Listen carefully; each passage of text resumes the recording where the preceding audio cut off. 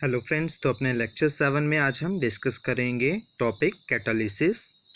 तो कैटालिस्ट से पहले हम डिस्कस करेंगे टर्म कैटालिस्ट कि कैटालिस्ट है क्या। तो कैटालिस्ट वो केमिकल सबस्टेंस है जो केमिकल रिएक्शन के रेट को चेंज करता है, अल्टर करता है। मीन्स रिएक्शन रेट को बढ़ा भी सकता है और कम भी कर सकता है।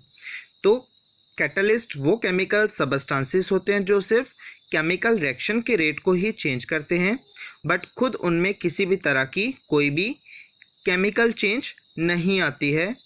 तो जिस फॉर्म में हम उसको इनिशियली लेते हैं और रिएक्शन होने के बाद वो उसी फॉर्म में दोबारा से रिप्रोड्यूस होता है, हम उसको रिकवर कर सकते हैं। तो केमिकली उसमें किसी भी तरह की चेंज नहीं आती है, वो सिर्फ केमिकल रिएक्शन के रेट को ही चेंज करता है, उसको बढ़ा भी सकता है और कम भी कर सकता है। तो ऐसे केमिकल सबस्टेंसेस को हम कहते हैं कैटालिस्ट। तो catalyst means those chemical substances which changes the rate of the chemical reactions without undergoing any chemical change. तो इस फिनोमिना की अगर हम बात करें, इस पूरे प्रोसेस की बात करें, तो इस पूरे फिनोमिना को हम कहते हैं कैटालिसिस। कि जो जिन रिएक्शंस में हम कैटालिस्ट का यूज़ करते हैं या कैटालिस्ट की प्रेजेंस में जो केमिकल रिएक्शंस अकर होती हैं, तो ऐसी प्रोसेसेस को ही हम कहते हैं कैटालिसिस। तो यहाँ पे हम सबसे पहले आपको एक ग्राफ यहाँ पे शो करने जा रहे हैं। तो जिस ग्राफ के बेसिस पे आप देख सकते हैं कि अगर हम एक केमिकल रिएक्शन में कैटालिस्ट का यूज़ करते हैं तो कैटालिस्ट का यूज़ होने पे केमिकल रिएक्शन का रेट किस तरह से चेंज होता है, वेरी होता है। तो जैसे कि यहाँ पे आप देख सकते हैं कि रिएक्शन के दौरान हम देखते हैं रिएक्टेंट्स प्रोडक्ट्स में कन्वर्ट होते हैं, और जैसा कि केमिकल काइनेटिक्स में हमने पढ़ा कि रिएक्टेंट्स को अगर प्रोडक्ट में कन्वर्ट होना है तो उसके लिए रिएक्टेंट के पास होनी चाहिए certain minimum amount of energy, जिसको हम बोलते हैं एक्टिवेशन एनर्जी। कि अगर रिएक्टेंट के पास एक्टिवेशन एनर्जी है तो रिएक्टेंट्स जो हैं वो इजीली प्रोडक्ट्स में कन्वर्ट हो जाएंगे।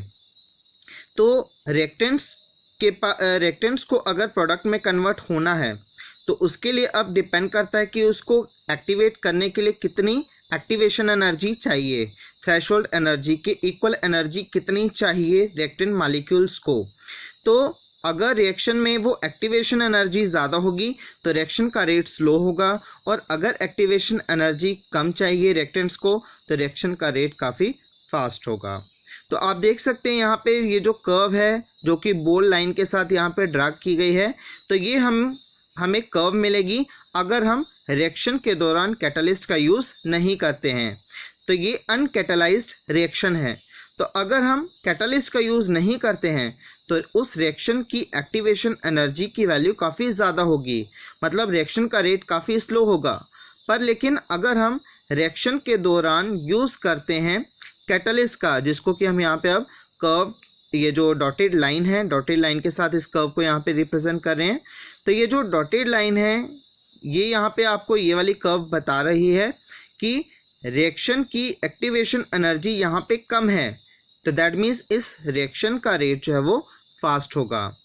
तो ये आ गई हमारे पास dotted curve for catalysed reaction के लिए। और इस तरह से जो बोल्ड में यहाँ पे लाइन हमने ड्रा की है, कर्व यहाँ पे ड्रा की गई है, ये आपको बता रही है अनकैटालाइज्ड रिएक्शन के लिए कि हमें यहाँ पे अनकैटालाइज्ड रिएक्शन में एक्टिवेशन एनर्जी ज़्यादा चाहिए, जबकि अगर हम बात करें कैटालाइज्ड रिएक्शंस में तो कैटालाइज्ड रिएक्शन की एक्टिवेशन एनर्जी कम हो जाएगी, जिससे कि रिएक्शन रेट जो है वो फास्ट मिलेगा हमें। देन फर्दर अगर हम बात करें कि अभी हमने कहा कि कैटालिस्ट जो है रिएक्शन रेट को चेंज करते हैं, यानी इंक्रीज या डिक्रीज करते हैं। तो वो कैटालिस्ट जो रिएक्शन रेट को इंक्रीज करते हैं तो हम उन कैटालिस्ट को बोलते हैं पॉजिटिव कैटालिस्ट, और वो कैटालिस्ट जो रिएक्शन रेट को डिक्रीज करते हैं उन्हें हम बोलते हैं नेगेटिव कैटालिस्ट। तो अगर हम जैसे बात करें कि कॉन्टैक्ट प्रोसेस में एक स्टेप यूज़ होता है जिसमें कि सल्फर डाइऑक्साइड की ऑक्सीडेशन से सल्फर ट्राइऑक्साइड हमें मिलता है in the presence of vanadium pentoxide as a catalyst. तो यहाँ पे जो वेनेडियम पेंटॉक्साइड है ये एक पॉजिटिव कैटालिस्ट है, क्योंकि यहाँ पे ये रिएक्शन रेट को बढ़ाता है। और वहीं अगर हम बात करें decomposition of hydrogen peroxide in the presence of phosphoric acid as a catalyst. तो ऐसे केस में जो फॉस्फोरिक एसिड है ये एक नेगेटिव कैटलिस्ट है, क्योंकि ये हाइड्रोजन पेरोक्साइड की डीकम्पोजिशन को कम करता है। तो इसीलिए फॉस्फोरिक एसिड यहाँ पे नेगेटिव कैटलिस्ट है। तो पॉजिटिव हो गया कि वो कैटलिस्ट जो केमिकल रिएक्शन के रेट को इंक्रीज करेगा, और वहीं नेगेटिव कैटलिस्ट होगा वो कैटलिस्ट जो रिएक्शन रेट को डिक्रीज करता है। देन नेक्स्ट हमारे पास टर्म्स हैं रिलेटेड प्रोमोटर्स एंड पॉइजन्स। तो प्रोमोटर्स का मतलब है कि ऐसे सबस्टांसेस जो कैटलिस्ट की एक्टिविटी को इंक्रीज करते हैं, तो उन सबस्टांसेस को हम कहते हैं प्रोमोटर्स। कि जैसे कि हैबर्स प्रोसेस में जब हम अमोनिया को मैन्युफैक्चर करते हैं तो उसमें आयरन को यूज़ किया जाता है एज ए कैटलिस्ट। तो यहाँ पे जो मॉलिब्डेनम है ये फर्दर आयरन की एक्टिविटी को इंक्रीज करता है, तो इसीलिए जो मॉलिब्डेनम है दैट इज प्रोमोटर। और इसी तरह से इसी का अगर हम रिवर्स करें तो कुछ ऐसे भी सबस्टांसेस हमारे पास जो फर्दर कैटलिस्ट की एक्टिविटी को डिक्रीज करते हैं, तो ऐसे केमिकल सबस्टांसेस को हम कहते हैं पॉइजन्स। तो जिस तरह से हमारे पास है कार्बन मोनोऑक्साइड है या आर्सेनिक है, तो ये पॉइजन्स की तरह एक्ट करते हैं, यानी कि ये कैटलिस्ट की एक्टिविटी को डिक्रीज करते हैं। वही नेक्स्ट है हमारे पास फिर क्लासिफिकेशन ऑफ कैटलिस्ट। तो क्लासीफाई किया गया है कैटलिस्ट को दो तरह से। मेन टाइप्स है इसकी ये homogeneous and heterogeneous catalyst. Homogeneous catalyst का मतलब है जब रिएक्टेंट, प्रोडक्ट और कैटलिस्ट इन तीनों की जब फिजिकल स्टेट सेम होती है, तो ऐसे कैटलिस्ट को हम कहते हैं होमोजीनियस कैटलिस्ट। कि जब कैटलिस्ट की फिजिकल स्टेट रिएक्टेंट और प्रोडक्ट के साथ मैच करे, या तीनों की जब फिजिकल स्टेट सेम होगी, तो हम उस कैटलिस्ट को कहेंगे होमोजीनियस कैटलिस्ट। जिस तरह से आप यहाँ पे देख सकते हैं एग्जांपल्स में कि सल्फर डाइऑक्साइड की ऑक्सीडेशन से सल्फर ट्राइऑक्साइड मिल रहा है, जिसमें कि कैटलिस्ट यूज़ किया गया है नाइट्रिक ऑक्साइड। तो इन सबकी फिजिकल स्टेट गैसियस है, तो नाइट्रिक ऑक्साइड यहाँ पे है होमोजीनियस कैटलिस्ट। इस तरह से नेक्स्ट आप देख सकते हैं कैटालिटिक डिकम्पोजिशन ऑफ ओजोन, जिसमें कि क्लोरीन एटम्स का यूज़ किया गया है, तो इन सबकी भी फिजिकल स्टेट सेम है। इस तरह से नेक्स्ट है कि oxidation of carbon monoxide to carbon dioxide in presence of nitric oxide. Further इसमें नाइट्रिक ऑक्साइड होमोजीनियस कैटलिस्ट है। देन नेक्स्ट आ गया कि हाइड्रोलिसिस ऑफ एस्टर एसिड की प्रेजेंस में है, तो इन सब की भी फिजिकल स्टेट यहाँ पे सेम है। या फर्दर आप देख सकते हैं कि हाइड्रोलिसिस ऑफ सुक्रोज एसिड की प्रेजेंस में, तो फर्दर ये भी इसमें जो एसिड है ये आ गया हमारे पास homogeneous catalyst. Then further di ethyl ether की प्रेपरेशन हो रही है इथेनॉल से, तो इसमें भी एसिड जो है ये होमोजीनियस कैटलिस्ट है। तो होमोजीनियस कैटलिस्ट का मतलब है जब कैटलिस्ट, रिएक्टेंट और प्रोडक्ट की फिजिकल स्टेट सेम होगी, तो ऐसे कैटलिस्ट को ही हम कहते हैं होमोजीनियस कैटलिस्ट। वहीं इसी का रिवर्स केस आ गया हमारे पास हेटेरोजीनियस कैटलिस्ट। तो हेटेरोजीनियस का मतलब है कि जब कैटलिस्ट की फिजिकल स्टेट डिफरेंट होगी रिएक्टेंट से, तो ऐसे कैटलिस्ट को हम कहेंगे हेटेरोजीनियस कैटलिस्ट। कि जैसे कि आप देख सकते हैं यहाँ पे कि नाइट्रोजन और हाइड्रोजन गैसेस जब कंबाइन होती हैं अमोनिया को फॉर्म करने के लिए, तो जब हम iron as a catalyst use करते हैं तो आयरन की फिजिकल स्टेट सॉलिड है, जबकि रिएक्टेंट्स नाइट्रोजन और हाइड्रोजन की फिजिकल स्टेट गैसियस है। तो यहाँ पे जो आयरन है दैट इज़ हेटेरोजीनियस कैटलिस्ट। इसी तरह से नेक्स्ट अगर हम बात करें कि मिथेनॉल की यहाँ पे प्रेपरेशन हो रही है कार्बन मोनोऑक्साइड और हाइड्रोजन से, तो यहाँ पे यूज़ होता है कैटलिस्ट, एक मिक्सचर लिया गया है कॉपर का और साथ में zinc oxide as a catalyst, जिसमें कि क्रोमियम ऑक्साइड एक प्रमोटर है। तो यहाँ पे रिएक्टेंट्स की फिजिकल स्टेट गैसियस है, जबकि जो हमारे पास कैटलिस्ट है that is present in the solid state. इस तरह से नेक्स्ट है oxidation of sulphur dioxide two sulphur trioxide, तो जिसमें कि प्लेटिनाइज्ड एस्बेस्टस का यूज़ होता है या वेनेडियम पेंटॉक्साइड का यूज़ होता है फर्दर, जो कि सॉलिड स्टेट में है। इस तरह से नेक्स्ट आ गया कि dehydrogenation of ethanol by using निकल कैटलिस्ट, अगेन निकल सॉलिड स्टेट में, ethanol in the liquid state. और इस तरह से फर्दर आ गया अमोनिया और ऑक्सीजन दोनों आपस में रिएक्ट कर रहे हैं, जैसे कि अमोनिया की ऑक्सीडेशन होती है और नाइट्रिक ऑक्साइड और वाटर मिलता है हमें। तो इसमें भी जो कैटलिस्ट है platinum that is present in the solid state. या ये एग्जांपल तो हमने काफ़ी टाइम डिस्कस भी की हुई है कि हाइड्रोजनेशन ऑफ वेजिटेबल ऑयल्स, जिसमें कि निकल एज ए कैटलिस्ट हम यूज़ करते हैं। तो अगेन निकल की फिजिकल स्टेट यहाँ पे सॉलिड है।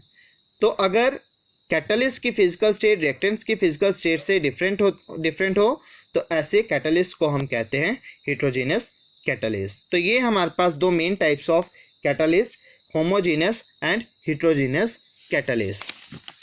देन नेक्स्ट हम डिस्कस करेंगे mechanism of heterogeneous catalytic reactions की। तो जो एड्सॉर्प्शन थ्योरी है वो भी हेट्रोजेनस कैटालिसिस के ऊपर ही बेस्ड है कि जो कैटालिस्ट है, कैटालिस्ट क्या करता है कि फ्री वैलेंसीज को प्रोवाइड करता है, जिसकी वजह से सबसे पहले डिफ्यूजन होती है रिएक्टेंट मॉलिक्यूल्स की on the surface of the catalyst. कि कैटालिस्ट ये जो फ्री वैलेंसीज प्रोवाइड करता है, तो इसी की वजह से कैटालिस्ट जो है ये ऑफर करता है force of attraction towards the reactant molecules, तो जिसकी वजह से रिएक्टेंट मॉलिक्यूल सबसे पहले एड्सॉर्ब होंगे on the surface of the catalyst.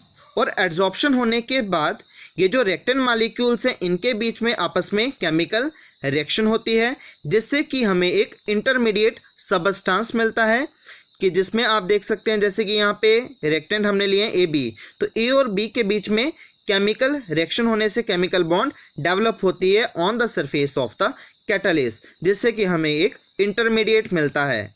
और जब कैटालिस्ट की सरफेस पे केमिकल रिएक्शन हो जाती है रिएक्टेंट्स के बीच में, तो जो प्रोडक्ट मॉलिक्यूल है वो फर्दर रिमूव हो जाएगा from the surface of the catalyst, जिसे हम कहते हैं डिसऑर्प्शन। तो इस तरह से जब डिसऑर्प्शन होती है तो ये प्रोडक्ट यहाँ से रिमूव हो जाएगा कैटालिस्ट की सरफेस से, तो ये कैटालिस्ट जो है दोबारा से हो जाएगा रिकवर। तो इस तरह से जो एड्सॉर्प्शन थ्योरी है वो फर्दर हेट्रोजेनस कैटालिसिस के ऊपर ही बेस्ड है। द नेक्स्ट हमारे पास कुछ टर्म्स हैं जो कि कैटालिसिस से ही रिलेटेड हैं, which is activity and selectivity of catalyst.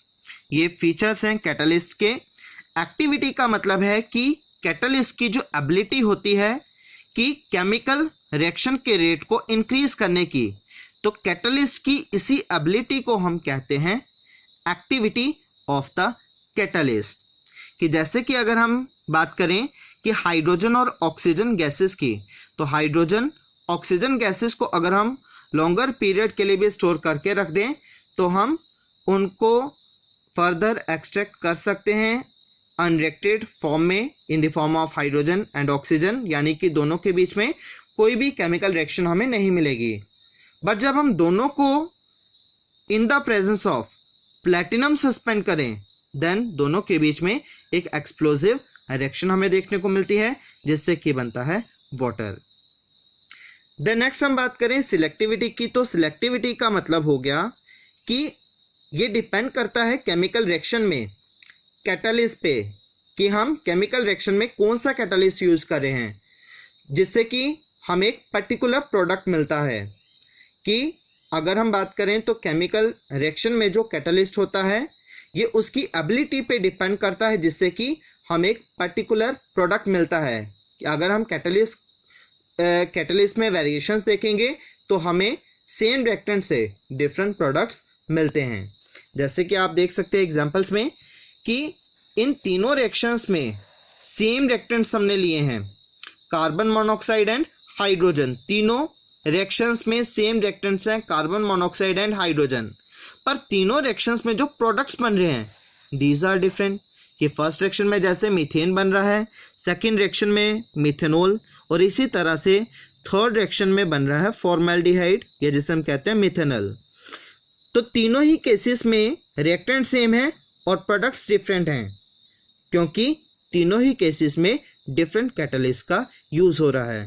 जैसे कि फर्स्ट रिएक्शन में आप देख सकते हैं कि निकल एज ए कैटालिस्ट यूज़ हो रहा है, सेकंड केस में कॉपर और जिंक ऑक्साइड का मिक्सचर लिया गया है एज ए कैटालिस्ट, और chromium oxide as a promoter है यहाँ पे, और थर्ड रिएक्शन में कॉपर लिया गया है एज ए कैटालिस्ट। तो तीनों रिएक्शन में जब कैटालिस्ट की वेरिएशंस हमें मिलती हैं, तो कैटलिस्ट को चेंज करने से हमें डिफरेंट प्रोडक्ट्स मिल रहे हैं। तो इसी को हम कहते हैं सिलेक्टिविटी ऑफ ए कैटलिस्ट, कि कैटलिस्ट को सिलेक्ट करना ताकि हमें एक पर्टिकुलर प्रोडक्ट मिल सके। तो कैटलिस्ट की इसी एबिलिटी का नाम है selectivity of catalyst. Thank you.